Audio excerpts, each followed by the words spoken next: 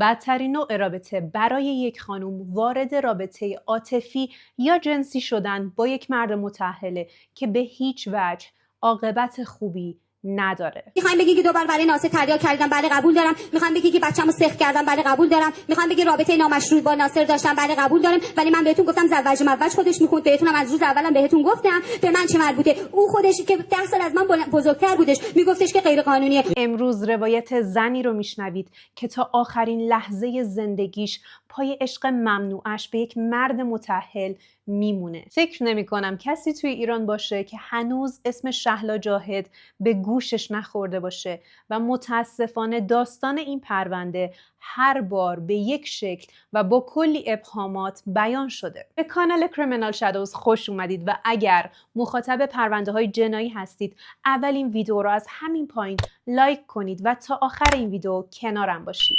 در تاریخ 20 اردیبهشت سال 48 خدیجه جاهد متولد شد و از همون اول توی خانواده خدیجه رو با نام شهلا صدا می زدن و دو اسم بودن توی خانواده ها خیلی چیز عجیبی نبود و خیلی ها اسم مستعار داشتن. خانوادهش ساکن یکی از جنوبی ترین محله های تهران بودن. شهلا دختری باهوش و زرنگ و دلسوز و مهربون بود. به شدت عاشق گشت و گذار توی طبیعت بود و این دختر به قدری شیرین بود که کل فامیل عاشقش بودن. توی سن 13 سالگی مثل یک پسر علاقه شدیدی به فوتبال داشت و در حدی اصطلاحات فوتبالی رو بلد بود که میتونست بازی‌های فوتبال رو نقد و بررسی کنه. برخلاف همسن و سالهاش که توی اون سن روی دیوار اتاقشون عکس خواننده‌ها و بازیگرهای مورد علاقه‌شون رو میزنن، شهلا تنها چیزی که روی دیوار اتاقش دیده میشد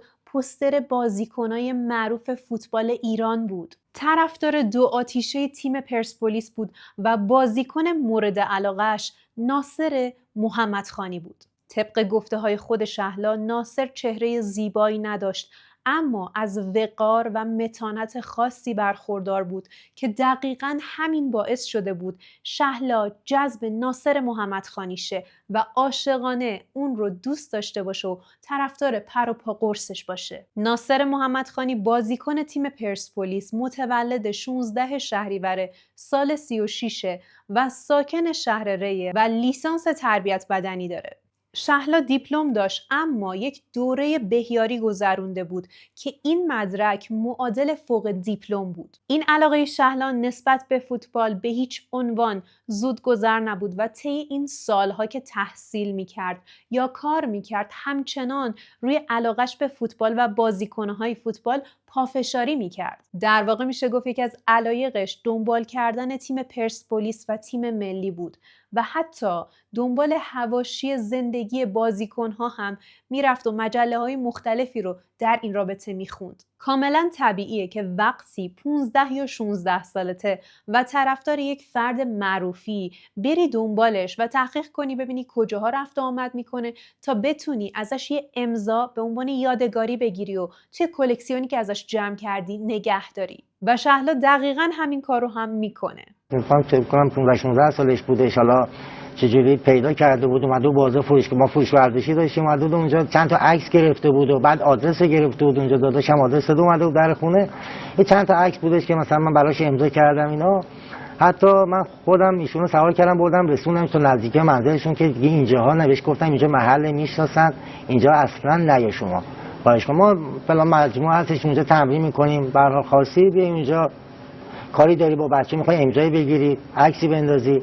درست بود به نظر شما که بهشون بگید؟ نه من ایشونو رد کردم بردم رسوندم گفتم دیگه اینجا پیدا نشه، اینجا نیا دیگه، چون اینجا میشناسن منو، شما هم یه غریبه هستی، کار درستی نیستش. شهلا 28 ساله میشه و این اواخر به غیر از اینکه توی بیمارستان مشغول به کار بوده از یک خانوم مسن هم پرستاری میکرده و این خانوم به خاطر اینکه تنها زندگی میکرده نیاز داشته یک نفر شبونه بهش رسیدگی کنه، داروهاش رو تزریق کنه و پیشش بمونه و مراقب اوضاع و شرایطش باشه. شهلا این خانم مسن رو مادر خطاب میکرد و این خانم مسن مدام با مادر اصلی شهلا در ارتباط بود و برنگشتن‌های شبونه شهلا به خونه توجیه کاملا مشخصی داشت و خانواده‌اش کارش رو درک می‌کردن و براشون جا افتاده بود که شهلا شبها مشغول پرستاری از مادره. با وجود اینکه خواستگارهای زیادی داشت، به هیچ عنوان تن به ازدواج نمیداد و پیش اومده بود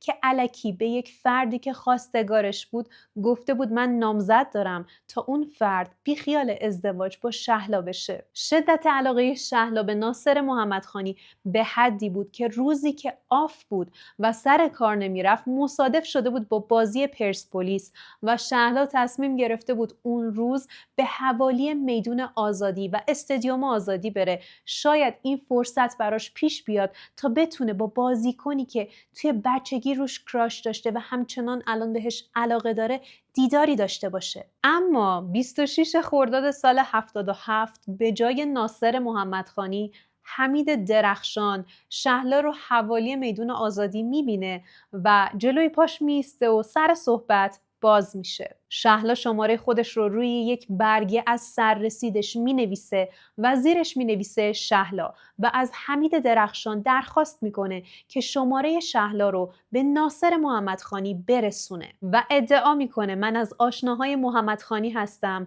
دوست خانوم برادر خانومشم و چون شمارم رو عوض کردم ازتون میخوام شماره من رو به ناصر محمدخانی برسونید. مدتی میگذره و حمید درخشان فراموش میکنه شماره شهلا رو به ناصر محمدخانی بده و اتفاقی یک روز موقعی که همسر حمید درخشان جیب‌های لباسش رو میگشته تا خالی کنه و بتونه لباسهاش رو بشوره، شماره شهلا رو توی جیب حمید درخشان پیدا میکنه و شاکی میشه. حمید درخشان جریان رو برای همسرش تعریف میکنه و میگه این شماره یکی از اقوام محمدخانیه، من رو دید، شماره رو به من داد تا من به دست ناصر برسونم، اما من فراموش کردم و به هیچ عنوان به من ربطی نداره. فردای اون روز آقای درخشان شماره رو به دست ناصر محمدخانی میرسونه و ناصر نزدیک ساعت 4 یا 5 صبح با شهلا تماس میگیره. شهلا به هیچ عنوان باورش نمیشد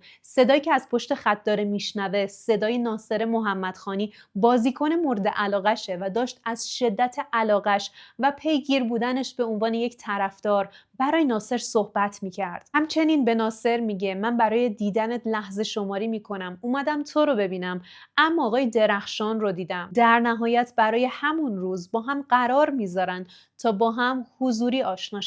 بعد از این ملاقات ناصر محمدخانی از شهلا درخواست میکنه که باهاش زندگی کنه و به عقد موقت ناصر در بیاد. اما قبلش باهاش اتمام حجت میکنه که من یک زن و 2 پسر دارم و به هیچ عنوان این رابطه نباید ایجاد مزاحمت برای زندگی اول من بکنه و اگر میخوای کنار من باشی به هیچ عنوان نباید بهم دل ببندی و نباید وابستم شی. شهلا که از خوشحالی روی ابرا بود شرایط رو قبول میکنه و به ناصر میگه کاملا در جریانم که زن داری، 2 پسرات رو هم دیدم، خیالت راحت، اگر مشکلی ایجاد شه خودم با پای خودم از زندگیت میرم بیرون. ناصر تعجب میکنه که شهلا 2 پسرهای من رو کجا دیده، چون ناصر محمدخانی توی اون دوره به هیچ عنوان مثل بازیکنهای الان نبود و حاشیه‌ای برای زندگیش ایجاد نمی‌کرد.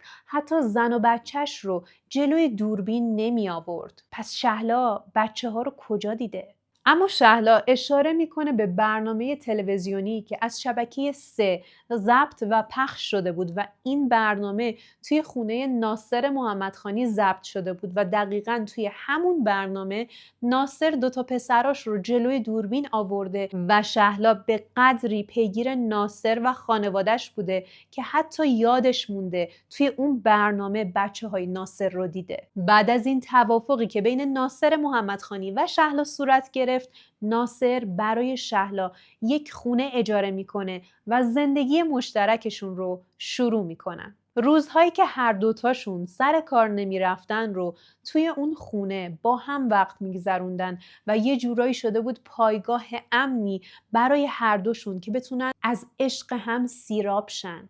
هر روز شدت علاقه شهلا به ناصر که یک مرد متأهل بود بیشتر میشد و با گذشت مدت طولانی از این زندگی مشترک شهلا متوجه شد ناصر محمدخانی متاسفانه درگیر تریاکه و برای تهیه این مواد اطرافیانش خیلی اذیتش میکنن، جواب تلفن‌هاش رو نمیدن یا نادیدش میگیرن و تهیه کردن مواد برای ناصر کار سختی شده بود و هر بار میومد توی خونه کلافه بود، پریشون بود و دقیقاً همین موضوع شهلا رو اذیت میکرد. هر بار میدید ناصر پریشون، کلافه است، به هم میریخت چون انقدر ناصر رو دوست داشت از دیدن پریشونی ناصر هم پریشون میشد. برای همین تصمیم گرفت برای ناصر مواد بخره و طبق گفته های خودش 2 بار برای ناصر تریاک خریده و متاسفانه این علاقه بیش از حدش باعث شده بود هم به خودش آسیب روحی بزنه هم به ناصر. خیلی منو تحت فشار گذاشته بود. دوستش من ببرمش این ور، ببرمش بیرون، ببرمش رستوران، ببرمش براش به خدا من پول بشم بگم همش من اصلا پولم نمیاد، ترابل همش پیش میدم، ترابل صدی 50 میذاشتم تیکش. از لحظه‌ای که ناصر کلید مینداخت و وارد خونه میشد شهلا یه لنگ پا کنار ناصر بود، یا آب میوه داشت بهش میداد یا حتی تا دم در سرویس بهداشتی با ناصر میرفت. زمستون هوا سرد بود، من سرمایه‌ام مثلا دستشویی می‌خواستم برم، میگه وایسا میاد خودش اول میشه توالت گرم میکرد تا مثلا من پام یخ نکنه، سردم نشه، گرم میکرد و 1-2 دقیقه بعد بلند میشه میگه بیا بشین، گرمش کردم برات بشین. لحظه‌ای تنهاش نمیذاشت مگر اینکه ناصر مجبور بود بره به اردوهای تیم ملی و مدتی رو از شهلا دور بمونه که توی همین مدت کوتاهی که از هم دور بودن هم شهلا دست بردار نبود و روزی 5 بار و هر بار 40 دقیقه با ناصر تلفنی صحبت میکرد. خیلی ها به این نوع رفتار میگن عشق، اما بذارید برای اطلاع خودتون یه چیزی رو بهتون بگم. توی یک رابطه سالم شما به طور مرتب با دوستانتون قرار سینما میذارید یا اوقاتی رو ترجیح میدید تنها باشید و برای خودتون وقت بگذرونید و همسرتون هم این فعالیت‌های انفرادی رو با دوستانش داره و شما مانع این معاشرت‌ها نمیشید و هر وقت دلش بخواد میتونه حتی تنهایی خودش با خودش وقت بگذرونه. اما توی یک رابطه سمی شما 2 نفر مثل چسب به هم چسبیدید و همدیگر رو رها نمی کنید و هر چیزی که مانع شما 2 نفر بشه یا بخواد بین شما 2 نفر فاصله بندازه یا توجه فرد مقابلتون رو به خودش جلب کنه، شما یا اون رو حذف میکنید یا ازش متنفر میشید. البته بعضی وقتا هم به جای تنفر سرزنشش میکنید. ورود به زندگی یک فرد متأهل از پایه غلطه و شما به عنوان یک فرد متأهل نباید اجازه بدید کسی وارد زندگیتون شه، نه خودتون وارد زندگی فرد متأهل دیگه‌ای بشید. چون متأهلید. وقتی کسی ادعا میکنه شما رو دوست داره اما به اطرافیانتون حسادت میکنه، کینه داره و در نهایت صادق نیست و حتی مدام انتقاد میکنه، مجموعه همه این رفتارها نشون میده که شما توی دام عشق سمی یک فرد گیر افتادید. زندگی شهلا و ناصر 5 سال طول کشید و اوایل شهلا مراعات شرایط ناصر رو میکرد، اما از یه جایی به بعد ترس اومد سراغش، اونم ترس از این که نکنه یه روزی ناصر من رو ول کنه و برگرده پیش زن و بچه هاش. و همه این ترس ها به خاطر این بود چون زن ناصر یک زن کاملا موجه و محبوبی بود و دقیقاً همین نکته شهلا رو اذیت میکرد. برای همین تصمیم گرفته بود ناصر رو از عشق و محبت سیراب کنه تا ناصر دیگه به هیچ عنوان چشمش اون زن رو نبینه و بهش بیمیل شه و به مرور زمان خود ناصر اون زن رو کنار بذاره. ولی در بیشتر مواقع چنین رفتاری نتیجه عکس داره، چون آقایون وقتی از محبت سیراب میشن حس میکنن دلشونو داره میزنه و بهش عادت میکنن و دنبال هیجان دیگه‌ای میرن. بریم سراغ همسر اول ناصر محمدخانی، لاله سحرخیزان، مادر 2 فرزند ناصر که در خیابان گلنبی میدان کتابی تهران ساکنه. لاله سحرخیزان متولد سال 48 اصالتاً شیرازیه و توی شیراز به دنیا اومده و خانواده فوق‌العاده پولداری داره. دوران کودکی و نوجوانیش رو توی قطر زندگی کرده. به خاطر شرایط کاری و شغل پدرش مهاجرت میکنن به قطر و مدام بین تهران، قطر و شیراز توی رفت آمدن و توی هر کدوم از این شهرها منزل و ویلا و ملک‌های زیادی دارن. لاله توی یک محیط خانوادگی و مذهبی بزرگ شده و از طرفی به شدت به اصول اخلاقی و معنوی پایبنده. نماز و روزش به هیچ عنوان ترک نمیشه و خود آقای محمدخانی بارها ازش یاد کرده که نمازهای لاله تا 45 دقیقه گاهی طول میکشید و نماز و روزش ترک نمیشد. زن دست به خیری بود، مهربون بود، دلسوز بود و همه این خصوصیات باعث شده بود اطرافیان لاله اون رو به عنوان یک زن پاکدامن و مهربون و درستکار بشناسن. لاله هم توی دوران نوجوانیش به فوتبال علاقه داشت چون خانواده فوتبالی داشت و از طرفی محمدخانی رو دوست داشت و به عشق محمدخانی توی مدرسه فوتبال بازی میکرد. آشنایی لاله و ناصر توی قطر توی یک هتل شکل میگیره. خانواده لاله میزبان بازیکنهای تیم ملی توی یک هتل بودن و دقیقاً همونجا لاله برای محمدخانی یک هدیه میاره و سر صحبت و آشنایی بین این 2 نفر باز میشه و بعد هم سریعاً ازدواج میکنن و بعد از ازدواجشون خدا فرزند اولشون که یک پسر به اسم علی بوده رو بهشون میده. با اطمینان میشه گفت لاله توی ایران زندگی آروم و مفرحی در کنار ناصر و فرزند اولشون داشت. همونطور که قبلا گفتم لاله زن دست به خیری هم بوده و دوستی نزدیکی با زن آقای پروین داشته و چند وقت یک بار لباسهای نوعی که دیگه اعضای خانواده اونها رو نمی پوشیدن جمع می کرده، بسته بندی می کرده به همراه مبلغی پول و یک سری مایحتاج زندگی برای نیازمندها می فرستادن. ناصر به شدت لاله رو دوست داشت و از اینکه یک همسر متدین و با شخصیت و مهربون داره کاملا راضی بود تا پسر دومشون عرفان به دنیا میاد. ناصر محمدخانی بارها در رابطه با این اخلاق پسندیده لاله صحبت کرده و گفته علت محبوبیت لاله بین خانواده های فوتبالیست ها دقیقاً همین شخصیت و اخلاق خاصشه. همچنین لاله توی تربیت 2 پسرهاش علی و عرفان هم واقعاً مادر موفقی بود، اما ناصر به قدری درگیر زندگی حرفه‌ای و فوتبالیش بود که فرصتی برای وقت گذروندن با لاله نداشت. مشکلی که اول خوب خیلی گلگی میکنم، میگم مثلا من تنها رفتم همش مسافرت، تو با من نبودی، نتونستی با من باشی، 1-2 هفته بیشتر با من نبودی. این گلگی ها رو من ازش زیاد میکنم، میگم که ناصر من همیشه تنها میرم مسافرت، من دوست دارم مثلا 1 هفته تو میذاشتی با هم میرفتیم یه مسافرتی. اتفاق افتاده که من دوست داشتم برم باهاش بیرون خرید کنم، ایشون کار داشتن، تمرین داشتن، مسابقه داشتن که رفت مجبور شده بره. یا مثلا میخواد یه جا منو برسونه همزمان با تمرینش، انقدر قر میزنه که من پشیمون میشم از رفتن مهمونی. اینا هم هست، ولی خب با هم کنار میایم بازم در هر صورت.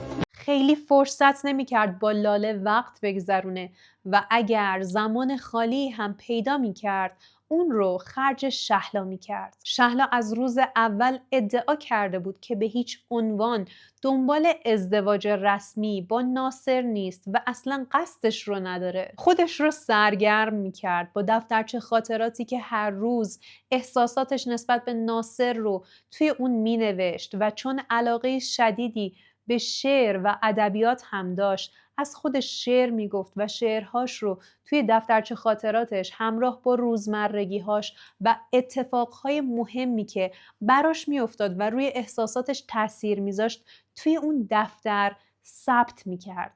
همچنین گاهی از نفرتش نسبت به لاله توی دفترچه خاطراتش مینوشت تا شاید از این کینه‌ای که توی دلش نسبت به لاله داره یه ذره کم بشه، چون تمام توجه ناصر رو برای خودش میخواست و داشت از این اذیت میشد که یک زن دیگه توی زندگی عشقشه و اون مجبوره در خفا زندگی کنه، ولی لاله میتونه راحت بره و بیاد و به عنوان زن ناصر توی جامعه حاضر شه. چند روز بعد وقتی ناصر به خونه مشترکش با شهلا سر میزنه، شهلا زرنگی میکنه و دست کلید ناصر رو بر میداره و از روی کلیدهای خونه لاله برای خودش یدک میسازه. رفتار عجیب شهلا شروع میشه و شبهایی که ناصر محمدخانی پیش لاله و 2 پسراش شب رو توی منزل خودش میگذرونده، شهلا ابراز دلتنگی میکرده و نصف شب به خونه لاله زنگ میزده و ایجاد مزاحمت میکرده و لاله شبها از دست این تماسهای مرموزی که با خونش گرفته میشده در امان نبوده که همه رو معمولاً خود ناصر جواب میداده و اکثر شبها لاله بیخواب میشد. تو نصف شب ساعت 1:30 نصف شب. بله خب نیمه شب هم زنگ میزدم، نیمه شب از خواب میپریدم دلم برای ناصر تنگ میشه زنگ میزدم. شما در 1 ساعت 10 اصلا دقایق من آلمان آقای قاضی، من آلمان که دقیقه نمیدونم چقدر، من 20 دفعه 30 دفعه بهش زنگ زدم دیگه، اون که یه چیز طبیعیه. من میگم از آسانسور میومد بیرون دستشویی میرفت، من باهاش میرفتم تا جلوی در ناصر دستشویی. جواب نمیده، لاله از خواب بیدار شده تفلک ساعت 2 نصف شب. شما که مدعی هستید که مهربان هستید و خانم، در واقع شاید این رو خانوم ها بهتر درک کنن که زن دوم ناصر یعنی شهلا یه جورایی داشته شیطنت میکرده تا به لاله همسر اول ناصر این رو بفهمونه که ناصر به غیر از تو با یک زن دیگه هم در ارتباطه که این موقع شب نگران شوهرشه و دنبال شوهرشه و با این حرکت که مزاحمش میشده و براش پیغام‌های مختلفی میفرستاده، میخواسته یه جورایی به این زن دهنکجی کنه که شوهر تو مال منه. البته که به اینجا هم ختم نمیشه و شهلا میرفته روبروی منزل لاله صبر میکرده تا همه اعضای خانواده از خونه خارج شن و بعد با اون کلید یدکی که درست کرده بود وارد خونه میشد، خونه رو به هم میریخت یا بعضی وقتا سر کابینت ها میرفت و ظرف حبوبات رو روی زمین خالی میکرد و بعد که خیالش راحت شد خونه رو خوب به هم ریخته از خونه خارج میشد. در واقع قصدش این بود که لاله رو بترسونه و یه جورایی این حس رو بهش منتقل کنه که در نبودن تو یک فردی توی خونه تو رفت آمد داره و به حریم امن خونت تجاوز شده و در نهایت دوست داشت همه این ترس ها و نگرانی های لاله باعث شه خودش از ناصر و این زندگی دل سرد شه و ناصر رو رها کنه و بره و موفق هم شده بود لاله رو بترسونه، چون بارها لاله به ناصر گفته بود وقتایی که خونه نیستم، وقتی بر میگردم به خونه به شکل عجیب و ترسناکی به هم ریخته. وسایل خونه جا به جا میشن. فکر میکنم این خونه جن داره. رفتار شهلا روز به روز بدتر میشد و بابت حضور ناصر پیش لاله مدام بهانه‌گیری میکرد و کار به جایی رسیده بود که از ناصر خواسته بود به هیچ عنوان هیچ رابطه‌ای با لاله برقرار نکنه، نه رابطه احساسی نه رابطه جنسی. و از اونجایی که آدرس خونه لاله و مدرسه بچه ها رو یاد گرفته بود مدام ناصر رو تهدید میکرد که اگر متوجه شم با لاله رابطه‌ای داری میرم در خونه و همه چیز رو به زنت میگم. محمدخانی هم برای اینکه شهلا رو خلع سلاح کنه خودش رو بی‌تفاوت نشون میداد و بهش میگفت برو هر کاری دوست داری بکن، چون از شهلا شناخت کافی داشت و شهلا آدمی نبود که طاقت ناراحتی ناصر رو داشته باشه. در واقع تفریح شهلا همین بود، میرفت جلوی خونه لاله و اون رو زیر نظر میگرفت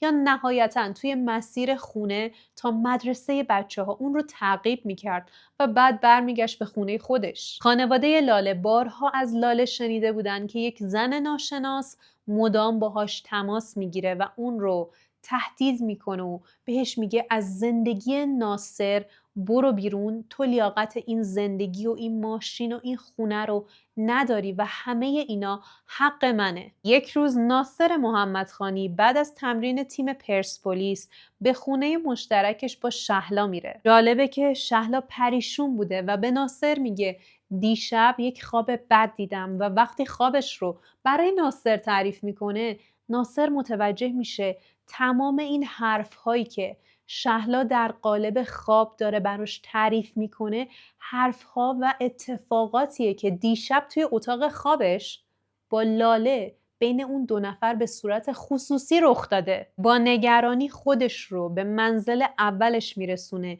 چون از اونجایی که اتاق خواب لاله و ناصر یک تراس داشته، پیش خودش فکر میکنه امکان این که شهلا دیشب توی تراس خونه من بوده و اون حرفها و اون اتفاقها رو شنیده یا دیده زیاده. برای همین به سمت خونه حرکت میکنه تا این موضوع به این مهمی رو چک کنه. بعد از اینکه به خونه میرسه و در بالکن رو باز میکنه، متوجه جای نشستن شهلا روی پارچه‌ای که کف بالکن افتاده میشه و میفهمه تمام اتفاقهای دیشب و صحبتهای خصوصی بین لاله و ناصر توی خواب شهلا نبوده.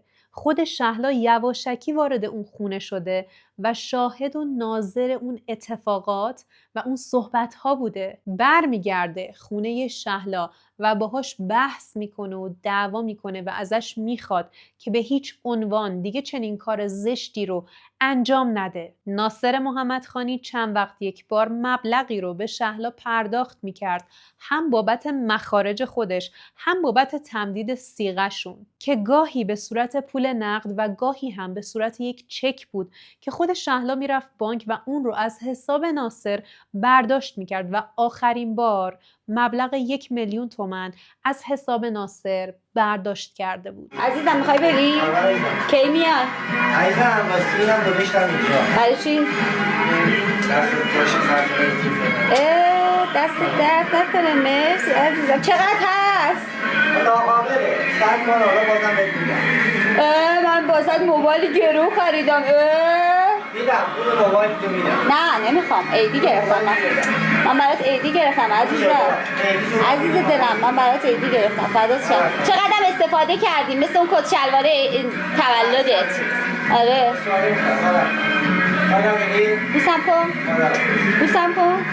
بوسم کن. بوسم کن. بوسم. نه دستم گیره. ناصر. قرار بود تیم پرسپولیس به آلمان بره و طبیعیه که مدت طولانی شهلا و ناصر همدیگر رو نبینن و شهلا بیشتر از قبل دلتنگ ناصر بشه. بعد از اینکه ناصر از خونه به سمت فرودگاه حرکت میکنه، شهلا مدام باهاش تماس میگرفته و لحظه به لحظه باهاش صحبت میکرده. حتی زمانی که ناصر توی هواپیما نشسته بوده، این دو نفر با هم تماس تلفنی داشتن. مثل همیشه روزی 5 بار و هر بار نیم ساعت با هم صحبت میکردن. اما چیزی که برای ناصر محمدخانی خیلی عجیب بود این بود که از ساعت 8/16 مهر سال 81 تا ساعت 10 صبح روز 17 مهر ماه هیچ تماسی از طرف شهلا با ناصر گرفته نمیشه. اما از طرف پلیس ایران با محمدخانی تماس گرفته میشه و بهش اطلاع میدن همسرت لاله سحرخیزان تصادف کرده و پاش شکسته و شما باید سریعاً بلیت بگیرید و برگردید به ایران. ناصر دلشوره بدی گرفته بود چون از سلامتی 2 پسرهاش بیخبر بود و به شدت نگران بچه‌هاش بود، چون پلیس چیزی در رابطه با بچه‌ها بهش نگفته بود. برای همین احتمال میداد شاید اتفاقی برای پسرهام افتاده، ولی پلیس نمیخواسته به من اطلاع بده. سریعاً بلیت برگشتش به ایران رو میگیره و سوار هواپیما میشه و به محض اینکه توی هواپیما میشینه از مهماندار پروازش تقاضا میکنه بهش یک روزنامه همشهری بده تا بتونه اخبار رو بخونه و خودش رو سرگرم کنه تا به ایران برسه. اما متوجه میشه که کادر پرواز از دادن روزنامه بهش دارن خودداری میکنن و مدام دارن سرگرمش میکنن با پذیرایی کردن با آب میوه و خوراکی. دلشوره و نگرانیش بیشتر هم میشه.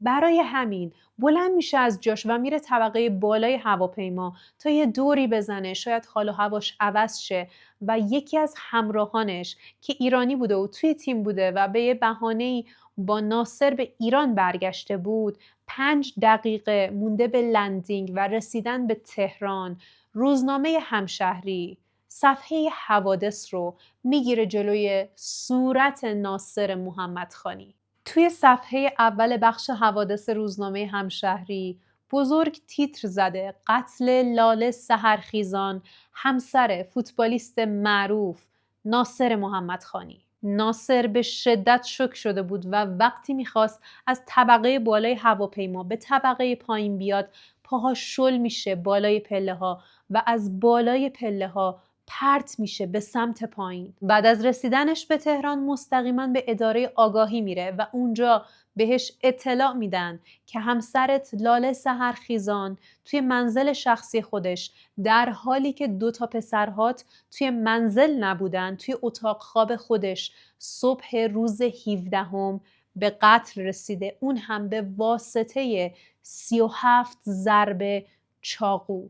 کسی که جسد رو پیدا میکنه و به پلیس اطلاع میده پسر بزرگ ناصر و لاله علی 13 سال است که بعد از برگشتن از مدرسه با جسد مادرش توی خونه روبرو میشه. علی اول راهنمایی بود و شب گذشتش قرار نبود اصلا علی به مدرسه بره، چون 2 از دوستهای صمیمی لاله به همراه بچه هاشون مهمون خونه اونها بودن. قرار بود روز بعدش به همراه ساغر و مهنوش دوستهای صمیمی لاله و بچه هاشون برن بیرون و دور هم وقت بگذرونن.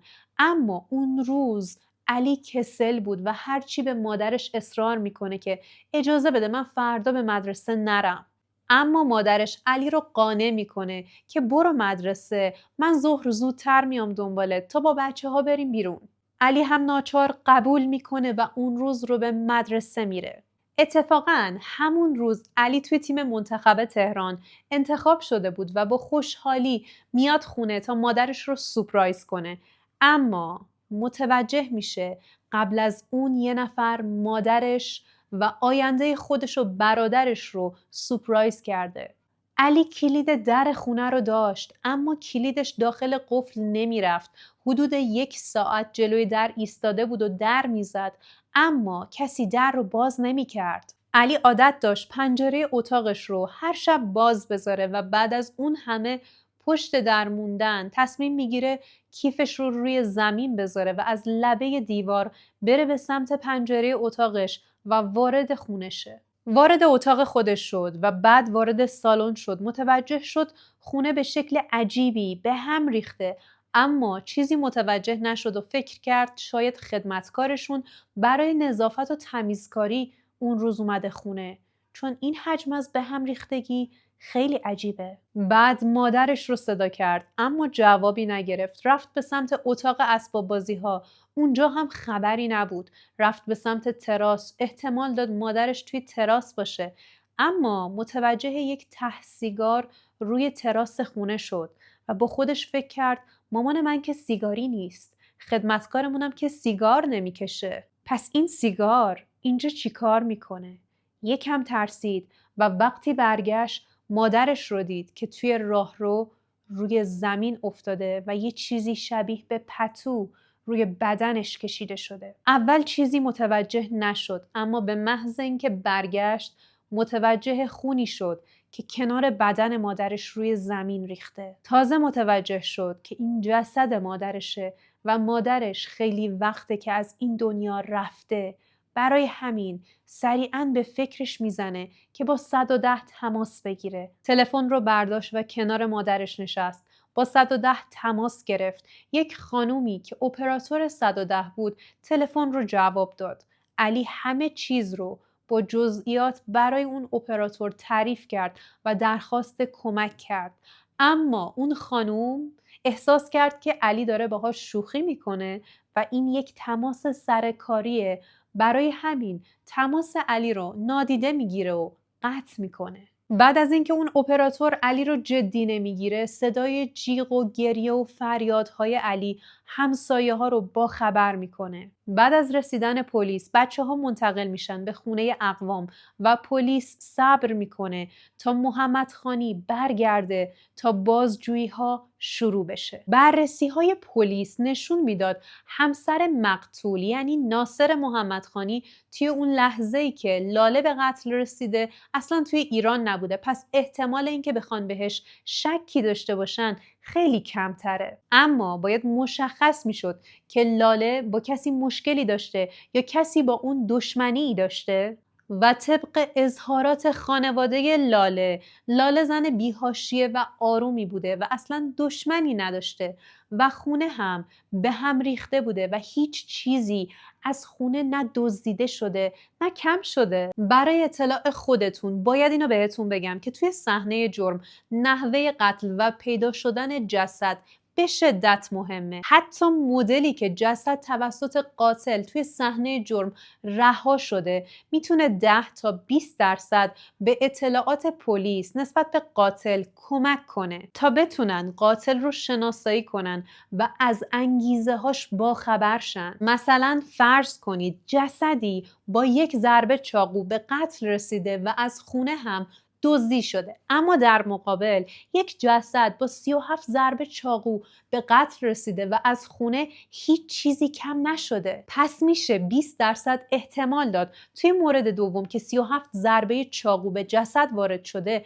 قاتل به شدت کینه داشته نسبت به مقتولش و میخواسته حرص خودش رو روی جسد خالی کنه. اما توی مورد اول که مقتول با یک ضربه به قتل رسیده، این نشون دهنده اینه که اون قاتل صرفاً برای دزدی به اون خونه وارد شده و وقتی یک نفر رو توی اون خونه دیده با یک ضربه اون رو به قتل رسونده. جالبه که این رو هم بهتون بگم، اگر وارد صحنه جرمی شدید و متوجه این قضیه شدید که جسد اون مقتول به شکل فوق‌العاده ناهنجار و خجالت آوری توسط قاتل توی اون صحنه رها شده، مثلا میتونه پاهاش باز باشه یا حالت جنسی خاصی به اون جسد داده، همه این علائم نشون دهنده نفرت و کینه اون قاتل نسبت به مقتولشه. اگر قاتل روی صورت یا بدن مقتولش چیزی بکشه، این دقیقاً به این معناه که اون فردی که قاتله این مقتول رو کاملا میشناخته و بعد از اینکه این عمل رو انجام داده احساس عذاب وجدان اومده سراغش و برای اینکه اون بدن رو در این وضعیت نبینه یا صورت اون فردی که میشناخته رو توی اون شرایط نبینه و عذاب وجدانش بیشتر نشه، روی جسد رو پوشونده. پلیس بعد از بازجویی با همه اطرافیان خانواده محمد خانی و سحرخیزان میره سراغ حسابهای بانکی ناصر و متوجه میشه از حساب ناصر به حساب یک خانومی که هیچ نسبت فامیلی با ناصر نداشته مبالغ خیلی بالایی جابجا شده و آخرین مبلغی که از حساب ناصر به حساب این خانوم جابجا شده 1,000,000 تومان بوده و قطعا میدونید که این خانوم خدیجه جاهد یا همون شهلا جاهده.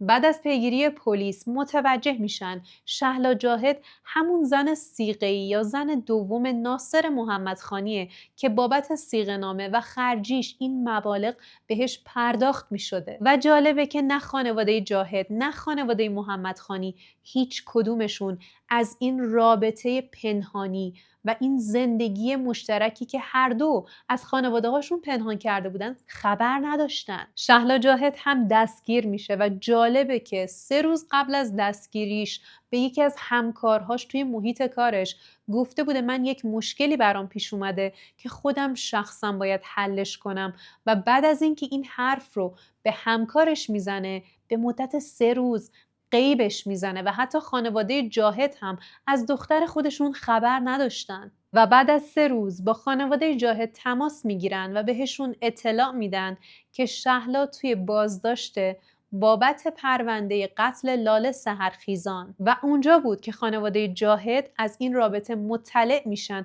اما همچنان نمیخواستن باور کنن که دختر خانواده دست به چنین کاری زده، اونم با ناصر محمدخانی. تنها متهمی که توی این پرونده پلیس پیدا کرده فقط شهلا جاهده و شهلا جاهد هم قتل رو به هیچ عنوان گردن نمیگیره، چون از نظر پلیس تنها کسی که میتونسته انگیزه قتل لاله رو داشته باشه شهلاست. ناصر محمدخانی هم توی بازجویی‌هاش به پلیس میگه شهلا بارها بی اجازه و یواشکی وارد خونه لاله شده بود، اونم در صورتی که من اصلاً به شهلا کلید ندادم و نمیدونم از کجا کلید خونه لاله رو آورده. جالبه که شهلا جلوی پلیس دست روی قرآن میذاره و قسم میخوره که کلید یدک خونه لاله رو خود ناصر بهم داده و الان داره انکار میکنه. پلیس اون فردی که شهلا بهش مراجعه کرده بوده و پیشش کلید ساخته بوده رو پیدا میکنه و اون فرد هم هویت شهلا رو تایید میکنه و میگه این خانوم پیش من اومد، یه دسته کلید آورد و از من خواست که از روش براش کلید بسازم.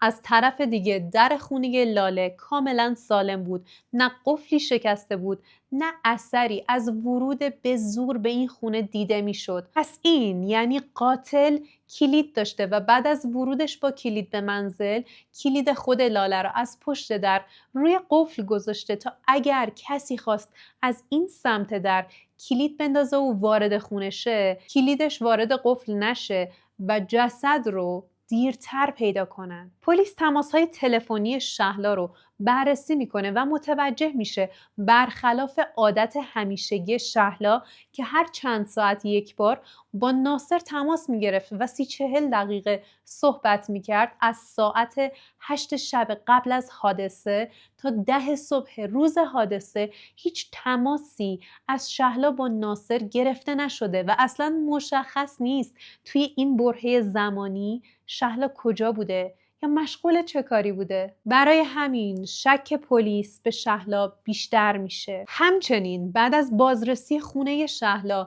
دفترچه خاطراتی که شهلا روزمرگی و احساساتش به ناصر رو مینوشت پیدا میکنن و متوجه چیزهای عجیبی میشن.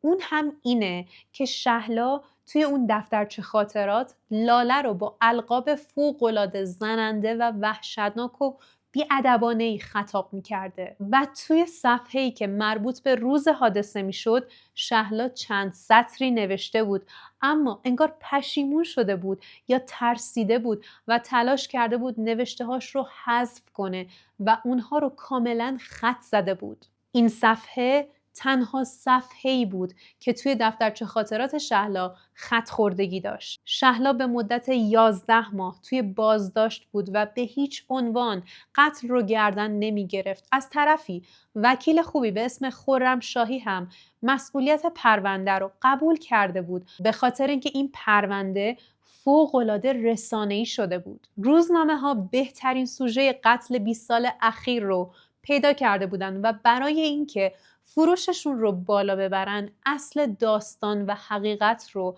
تغییر میدادن یا جو میدادن. شهلا ماه‌های اول بازداشتش ممنوع الملاقات بود، اما بازجویی‌های مشترکی با ناصر محمدخانی هم داشت و وکیل شهلا ادعا کرده که ناصر محمدخانی درخواست ملاقات خصوصی داده و این ملاقات خصوصی تایید شده و توی حیاط بازداشتگاه صورت گرفته. توی حیاط بازداشتگاه ناصر و شهلا با هم روبرو میشن و ناصر به شهلا میگه ببین شهلا جان، 11 ماه از قتل همسرم گذشته و ماه آینده سالگردشه. اگر تو به این قتل اعتراف نکنی پلیس به من مظنون میشه و من رو دستگیر میکنه. از طرفی اگر من دستگیر بشم به مراسم سالگرد همسرم نمیرسم و نمیتونم توش شرکت کنم. بیا تو جرم رو گردن بگیر، من از خانواده سحرخیزان برات رضایت میگیرم، حتی اگر پای چوبه دار هم بری باز من راضیشون میکنم، چون توی این مدت پدر لاله هم فوت شده بر اثر بیماری و قطعاً دل خانواده به درد میاد و بهت رضایت میدن. اما از اونجایی که شهلا شیفته و عاشق ناصر بوده، حرفهای ناصر رو باور میکنه و به وکیلش مراجعه میکنه و براش جریان رو تعریف میکنه و وکیلش اظهار میکنه که من کاملا با این روش و این راه و مسیر مخالف بودم، به خاطر اینکه امکان رضایت دادن در واقع 1% هم نبود، چون این خانواده به شدت نسبت به شهلا کینه داشتن و امکان این که بخوان بهش رضایت بدن واقعا نبود. دقیقاً بعد از 5% هم اگر احتمال من به اصطلاح به یقین به پیونده 5% من دیگه اصلا بسته شدم. توی جلسه بعدی دادگاه که چند روز مونده به سالگرد لاله سحرخیزان، شهلا به قتل لاله اعتراف میکنه برای اینکه به وجهه اجتماعی ناصر هیچ آسیبی وارد نشه و به قول خودش ناصر خم به ابرو نیاره. اما با گذشت یک مدت کوتاه شهلا متوجه میشه که ناصر توی جلسات دادگاه نگاهش رو از شهلا میدزده و هیچ تلاشی هم برای جلب رضایت خانواده سحرخیزان نکرده. لازمه که اینجا این رو بهتون اطلاع بدم که در رابطه با اون ملاقات خصوصی که بین ناصر و شهلا صورت گرفته بود، اینها همه ادعاهای وکیل شهلاست و اون بر این باوره که شهلا بهش گفته قتل رو گردن بگیره تا ناصر براش از خانواده سحرخیزان رضایت بگیره. اما آقای ناصر محمدخانی این ادعا رو رد کرده و در رابطه با اون شب چیزای دیگه‌ای میگه. ناصر محمدخانی میگه اون شب من از شهلا خواستم که حقیقت داستان رو بگه، چون بر این باور بودم که این قتل نمیتونه کار شهلا به تنهایی باشه، نمیتونه کار یک زن باشه. برای همین ازش خواستم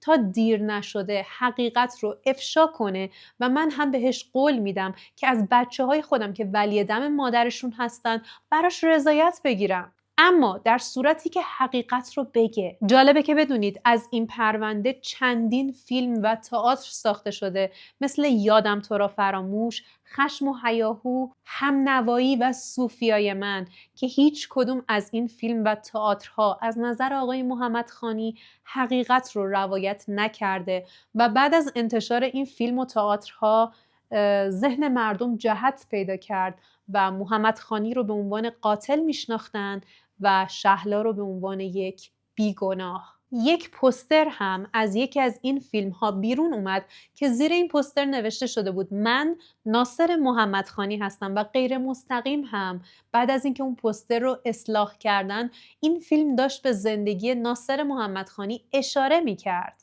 اما به غلط. ناصر محمدخانی پیگیر وکیل شهلا و سازنده اون فیلم ها و بازیگرهاشه و ادعا کرده از کسایی که اطلاعات کذب و یک جانبه به مردم منتقل میکنن قطعا شکایت میکنه. پس بهتره هر دو جهت این پرونده رو ببینیم و بشنویم و بعد قضاوت کنیم. البته که قضاوت کار ما نیست، اما مخاطب‌ها چون دارن وقت میذارن و یک محتوایی رو میبینن کاملا حق دارن در رابطه با اون محتوایی که دیدن نظر بدن، بررسی کنن، قضاوت کنن. اما شما توی کامنت های من آزادین، هرچی دوست دارین بگین، مشکلی نداره. مردم هجوم آورده بودن به سمت ناصر محمدخانی که چرا به شهلا رضایت نمیدی، در صورتی که ناصر ولی دم لاله محسوب نمیشد و خانواده سحرخیزان علی و عرفان ولی دم اصلی لاله بودن و محمدخانی توی این شرایط تصمیم گرفته بود سمت خانواده زنش باشه و بچه هاش. هر بار که خانواده جاهد تلاش میکردن برن سراغ خانواده سحرخیزان و ازشون رضایت بگیرن برای شهلا وقتی به گوشش میرسید کلی باهاشون بحث میکرد و دعوا میکرد و مانع اونها میشد که نرن التماس خانواده سحرخیزان کنن و بر این باور بود که وقتی من بیگناهم هیچ دلیلی نداره که خانواده‌ام برن سراغ خانواده سحرخیزان و التماسشون کنن برای بخشش. برای همین این خانواده با خانواده سحرخیزان هیچ تماسی بابت گرفتن رضایت نداشتن. وقتی شهلا متوجه شد که هیچ رضایتی در کار نیست و احتمال اینکه حکم اعدام براش صادر بشه، اعترافاتش رو کاملا عوض کرد و توی دادگاه اعلام کرد که اعترافات قبلی من همه دروغ بوده و من برای اینکه ناصر ناراحت نشه و حفظ آبروش رو بکنم چون 2 پسر کوچیک داره این جرم رو گردن گرفتم. من کشتم. بله من گفتم من کشتم. بازم میگم من کشتم. نه الان میگم من کشتم. یک جونی رو از بین بردم. اما بچه خودم و ناصر رو بله من کشتم. قسمم میخورم من کشتم. بله. یعنی فاطمه سرخیزان رو شما نه خیر، من اولش هم سوال فرمودین گفتم خیر. پس کیو کشتی؟ من چه میدونم دیگه، اداره آگاهی باید پیدا کنم. من باید پیدا کنم. توی اعتراف جدیدش عنوان میکنه که روز حادثه